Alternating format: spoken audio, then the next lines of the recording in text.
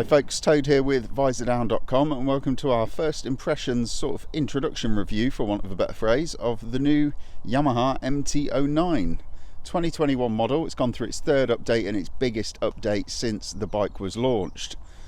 New styling. You can't talk about the 2021 MT-09 without chatting about the styling. Yes, it's got tongues wagging. I will say one thing.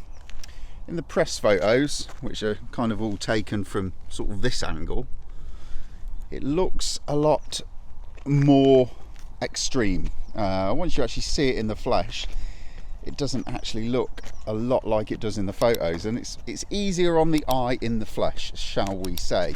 But Yamaha had to go sort of extreme because the MT-09 had been around for a while, and if you don't update a bike drastically a couple of times in its lifetimes, it just kind of stagnates a little bit, and that could have been the case.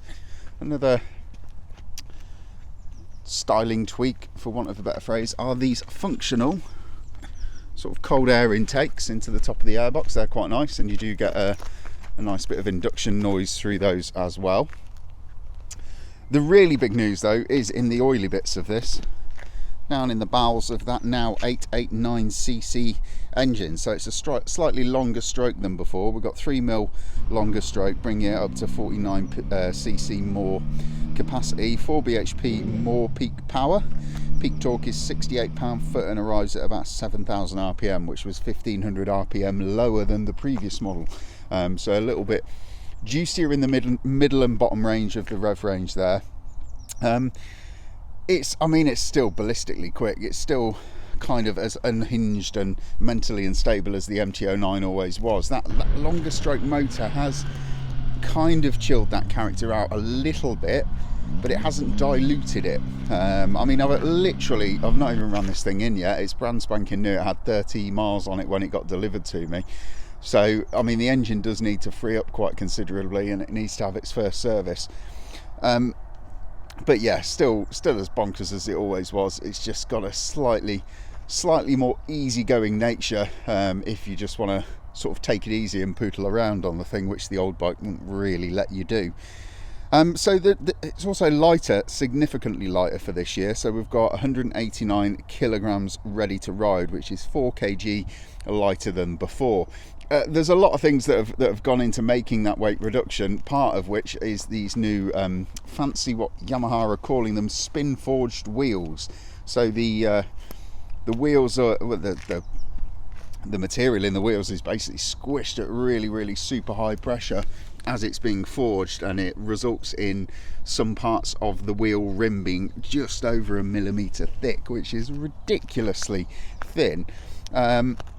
But it does result in a super light and equally as strong as a conventionally forged wheel.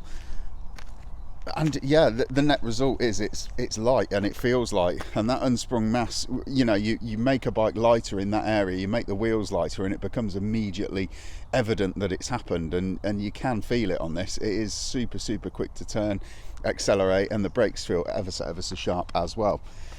One of the flies in the ointment of the old MT-09 was the suspension.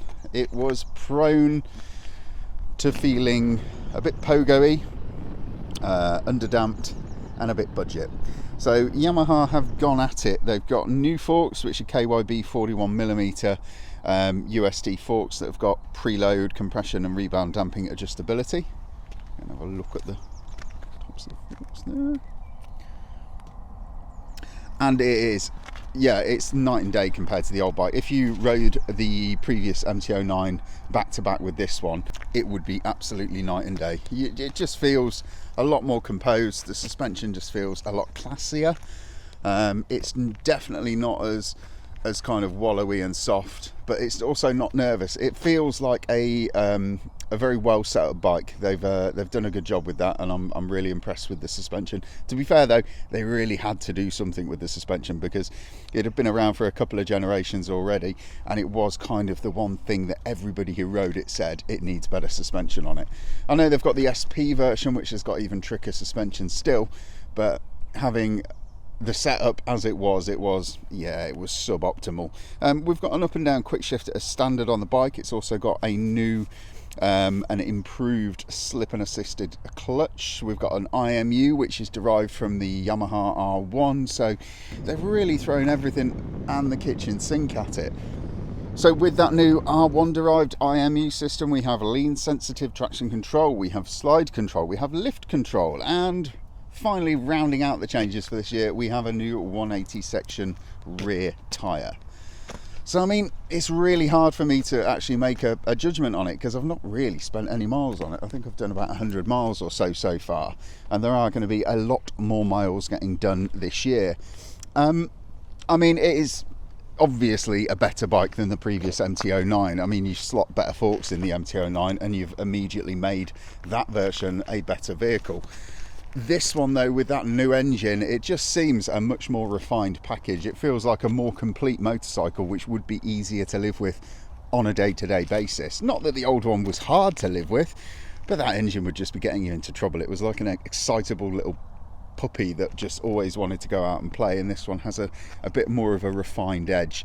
It's still an absolutely bonkers motorcycle, but it's just got a slightly more chilled out and grown up character now, thanks to that engine and the new suspension that's gone with it. So like I said, this is our long termer. We will have it all year.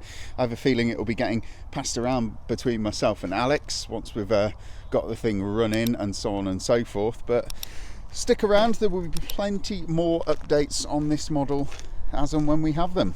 Alright folks, thank you very much for watching. Cheers.